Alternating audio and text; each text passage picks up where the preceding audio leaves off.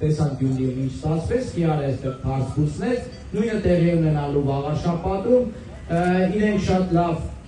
հասկացել են վաղաշաբաթցիների տրամադրությունները, որ այստեղ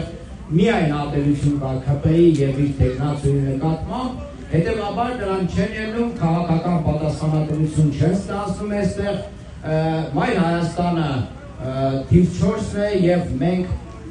քաղաքական պատասխանատվություն ենք ստանձնել այս ընտրություններին, քաղաքացիական պայմանագրի գաղափարական ընդդիմախոսն այս ընտրություններում Մայր Հայաստանը, հետեւաբար ճիշտ ընտրություն պետք է կատարի վաղաշաբաթին, առաջի հերթին մերժի քաղաքացիական պայմանագրին իր բոլոր կատարածների համար հայրենադավության, տարածքներ հանձնելու երկրի ներքին թե արտաքին անվտանգությունը տապալելու առումով եւ եթե դուք ցանկանում եք, որպեսզի երկրում իրավիճակ փոխվի,